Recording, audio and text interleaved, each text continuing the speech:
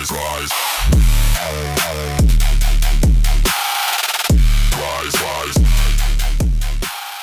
So let's just ask the question. Why are you still a grand champ? You've clearly got the mechanics, you've put in hundreds, maybe thousands of hours, but that shiny SSL rank just feels like it's always out of reach. Look, it usually comes down to small, repeatable errors in your decision-making that create this incredibly frustrating plateau. So we've been digging through a ton of high-level gameplay, and we've pinpointed 5 crucial mistakes that are almost always the culprits. And listen, this isn't about whether you can hit a triple flip reset. Nope. This is all about game sense, awareness, and those split-second choices that really separate the GCs from the next level. Okay, so here's the game plan. We're going to cover the unsupported challenge, then, wasting precious time, the unnecessary mechanic, the dreaded defensive autopilot, and we'll finish up with something that sounds simple but really isn't, missing the ball. So first up. All right, number 1, the unsupported challenge. This is a big one.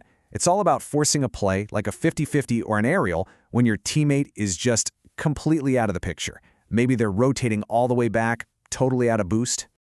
Here's the thing that's so frustrating about it. Even if you do everything right and you win that challenge, what's next? The ball pops out, your teammate is way back in your own corner, and now you're falling out of the sky with 0 momentum. You won the battle, but you just lost possession. It is a total net loss for your team. So how do we fix it? It's actually a pretty simple mental checklist you gotta run. Before you go flying, just take a half second to ask, where's my teammate? Do they have boost? Are they facing the right way? And if the answer is no, your job changes. You're not the challenger anymore. You're the delayer. Shadow, fake challenge, whatever you have to do to buy them time to get back in the play. And you know where this happens all the time? The opponent's corner. Yeah, it feels like you've got them pinned, but it's a total trap.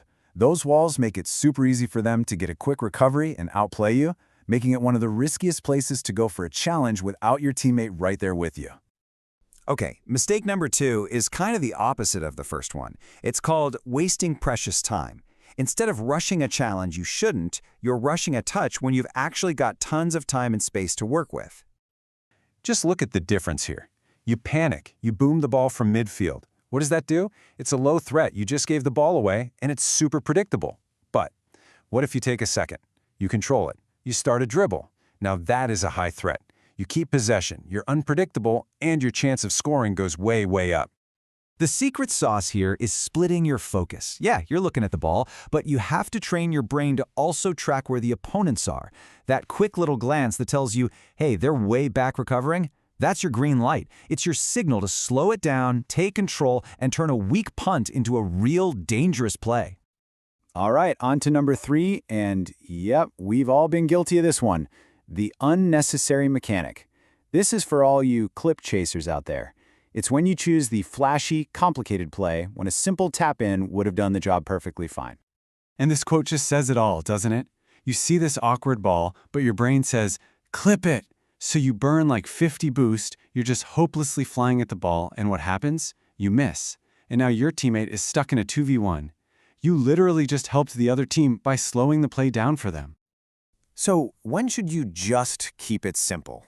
Well, in these situations, it is always the right move.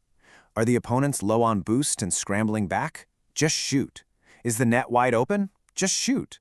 Did you get a kinda crappy first touch? Don't force a mechanic. Just put it on net. The point is, don't try to be a hero when the game is practically begging you to just score. Okay, let's dive into number 4. This one's a bit more subtle, but it is an absolute killer. We're talking about defensive autopilot. You know the moment. Your teammate gets the touch in your own corner and your brain just screams, go, counterattack, and you start pushing upfield way, way too soon. It's basically a mental error. You're so focused on scoring the next goal that you forget you still have to defend the current one. The opponent gets one more little touch, the ball pops out to midfield, and whoops, you've already left the net wide open for them. So here's the rule, and you got to drill this into your head. Be patient. Do not move up from that net until you are absolutely positive the ball is all the way past the opponent. Once you see that, and only then, is it actually safe to start thinking about a counterattack. And that brings us to our final mistake, number 5. And I know this sounds super basic, but it happens all the time, even at the highest levels. It's called missing the ball. But what it really means is you're not challenging the ball itself. Instead, you're trying to guess where the opponent is going to put it. Yeah, this quote is perfect. It's like you've seen a ghost or something. The other guy has zero boost, a terrible touch, they're not a threat at all, but you go flying right past them, trying to predict some big outplay that was never going to happen. You literally just faked yourself out. Look, playing the ball is a discipline. It's a mindset. It means you challenge where the ball is right now, not what you think it's going to be. This forces a 50-50, and you know what? That's predictable. Your teammate behind you can read that. They can get ready for the outcome. But when you try to read the opponent's mind, you're just as confusing to your own teammate as you are to yourself. And this right here is the mindset shift you have to make. When you're the first one challenging, you are not the main character. You are not the hero. Your teammate is. Your one and only job is to make a simple, clean play that sets them up to be the hero.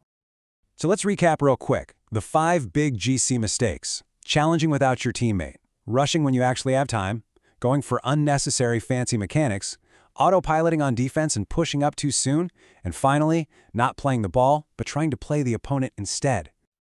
Look, hearing about this stuff is one thing. The only way you're really going to get better is to see it for yourself. So here's my challenge to you. Go watch your last replay. Be brutally honest with yourself. Which one of these mistakes keeps popping up? Because once you spot it, that's the first real step to finally breaking through that GC rank.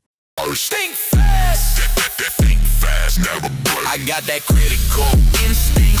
I own my fate, not all high stakes. No mistakes, this is my power. I dominate.